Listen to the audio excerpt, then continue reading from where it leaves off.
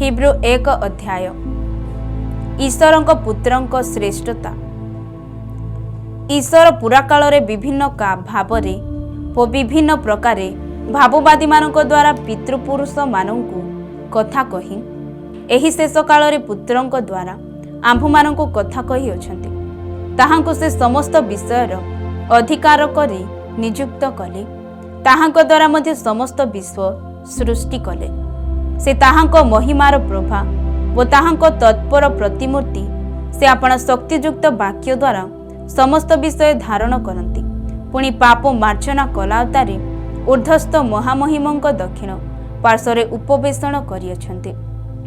से जेउ परिमाण रे स्वर्गदूत मानकु अपेक्षा अधिकत उत्कृष्ट नामर अधिकार होइछन्ति, सेही परिमाण रे से मानक ठारो अत्याधिक महान होई अछन्ति। कारण ईश्वर दूतमानक मध्यरु काहाको केबे एहा कही अछन्ति, तुम्भे आम्भर पुत्र, आजि आम्भे तुम्भको जन्म देई अछु। पुनश्च आम्भे ताहांकर पिता हेबा, आउ से आम्भर पुत्र हेबो। पुणी जेउ समय से प्रथम जातक पुनर्बार जगत मध्यरे प्रवेश कराइबे, सेही समय को लक्ष्य करी से कहंती, ईश्वरंकर समस्त दूत ताहांको प्रणाम करंतु। एबे एक पक्षरे से दूतमानक विषय रे कहंती, से आपणा दूतमानकु वायु स्वरूप करंती। पुणी आपणा सेवक मानकु अग्निर शिखा स्वरूप करंती। अन्य पक्षरे से पुत्रंक विषय रे कहंती, हे ईश्वर, तुम्भर सिंहासन अनंत काल स्थायी। पुणी न्यायर दंड तुम्भर राजदंड अटे। तुम्भे धार्मिकता को प्रेम करिअछ व अधार्मिकता को घृणा करुअछ। तेणु ईश्वर तुम्भर संगी मानक अपेक्षा तुम्भको अधिक आनंद रूप तैल रे अभिषिक्त करियछन्ति। आउरी हे प्रभु, तुम्भे आरंभ रे पृथ्वीर भित्तिमूल स्थापन करियछ। पुणी आकाशमंडल तुम्भ हस्तकृत कर्म सेही सबु विनष्ट हेबो, किंतु तुम्भे नित्यस्थायी। आउ सेही सबु वस्त्र परिजीर्ण होई जिवो। पुणी तुम्भे चादर परी, हाँ वस्त्र परी सेही सबु घुड़ाइबो। आउ सेही सबु परिवर्तित हेबो, किंतु तुम्भे सर्वदा समान। पुणी तुम्भर वर्ष समूह शेष हेबो नाही।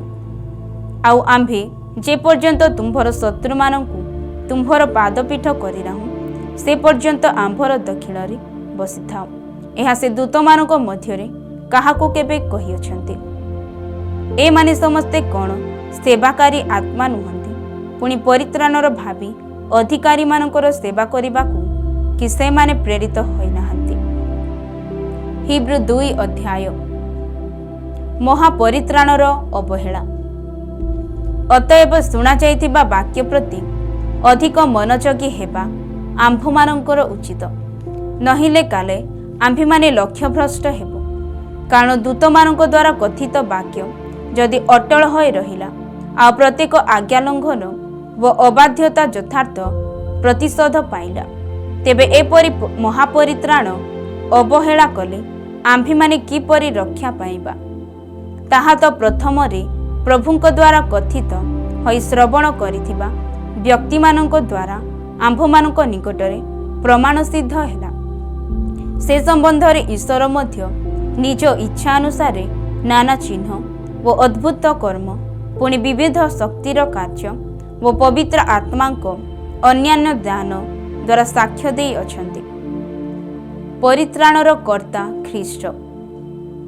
कारण जेउ भावी जगतर कथा आम्भेमाने कहुअछु, ताहा से दूतमानक अधीन करि नाहंती, किंतु जने कौनसी स्थान रे एही कथा कही साक्ष्य देई अछन्ति। मनुष्य किए जे तुम्भे ताहाको स्मरण करिथाओ, मनुष्य संतान किए जे तुम्भे ताहार तत्व नेइथाओ। तुम्भे दूतमानक ठारो ताहाको अल्प न्यून्य करियछ। तुम्भे ताहाको गौरव व संभ्रम रूप मुकुटरे भूषित करियछ। तुम्भे ताहार पद तले समस्त विषय अधीन करी रखियछ। प्रकृतरे से समस्त विषय को ताहार वशीभूत करिपारे, कौनसी विषय को ताहार अवशीभूत करी छाड़ी नाहंती।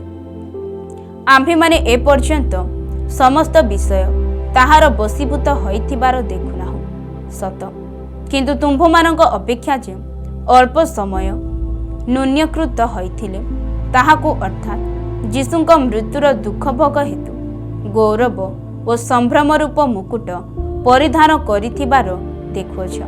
ଯେପରି ଈଶ୍ୱରଙ୍କ ଅନୁଗ୍ରହରେ ପ୍ରତ୍ୟେକ ମନୁଷ୍ୟ ନିମନ୍ତେ ସେ ମୃତ୍ୟୁ ଆସ୍ୱାଦନ କରନ୍ତି। କାରଣ ଯାହାଙ୍କ ନିମନ୍ତେ ଓ ଯାହାଙ୍କ ଦ୍ୱାରା ସମସ୍ତ ସୃଷ୍ଟ ଅନେକ ସନ୍ତାନଗଣକୁ ଗୌରବରେ ପ୍ରବେଶ କରାଇବାରେ ସେମାନଙ୍କ ପରିତ୍ରାଣକର୍ତ୍ତାଙ୍କୁ ଦୁଃଖ ଭୋଗ ଦ୍ୱାରା ସିଦ୍ଧ କରିବା ତାହାଙ୍କର ଉପଯୁକ୍ତ ଥିଲା। ଯେଣୁ ଯେ ପବିତ୍ର କରନ୍ତି ଓ ଯେଉଁମାନେ ପବିତ୍ରକୃତ ହୁଅନ୍ତି ସେମାନେ ସମସ୍ତେ ଏକ ପିତାଙ୍କର ସନ୍ତାନ। ସେଥିନିମନ୍ତେ ସେ ସେମାନଙ୍କୁ ଭ୍ରାତା ବୋଲି କହିବାକୁ ଲଜ୍ଜିତ ନୁହନ୍ତି। ଯେପରି ସେ କହନ୍ତି, ମୁଁ ଆପଣା ଭାତୃ ଗଣଙ୍କ ନିକଟରେ ତୁମ୍ଭ ନାମ ଘୋଷଣା କରିବି, ସମାଜ ମଧ୍ୟରେ ତୁମ୍ଭର ପ୍ରଶଂସା ଗାନ କରିବି। ପୁନଶ୍ଚ ମୁଁ ତାହାଙ୍କଠାରେ ମୋହର ବିଶ୍ୱାସ ରଖିବି। ପୁନର୍ବାର ଏହି ଦେଖ, ମୋ ଈଶ୍ୱର ଦତ୍ତ ମୋହର ସନ୍ତାନମାନେ। ଅତଏବ ସନ୍ତାନମାନେ ରକ୍ତମାଂସର ସହଭାଗୀ ହୋଇଥିବାରୁ ସେ ମଧ୍ୟ ନିଜେ ସେହିପରି ସେଥିର ସହଭାଗୀ ହେଲେ। ଯେପରି ମୃତ୍ୟୁ ଦ୍ୱାରା ମୃତ୍ୟୁର ଅଧିକାରକୁ ଅର୍ଥାତ୍ ଶୟତାନକୁ ବିନାଶ କରନ୍ତି, ପୁଣି ମୃତ୍ୟୁର ଭୟରେ ଯେଉଁମାନେ ଯାବଜୀବନ ଦାସତ୍ୱର ବନ୍ଧନରେ ଥିଲେ ସେମାନଙ୍କୁ ସେ ଉଦ୍ଧାର କରନ୍ତି।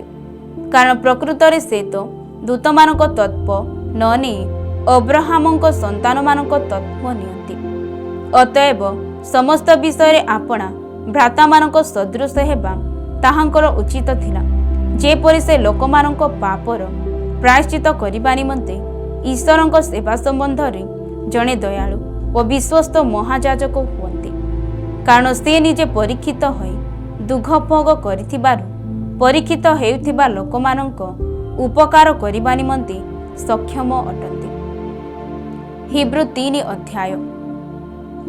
ଯୀଶୁ ମଶାଙ୍କ ଠାରୁ ମହାନ।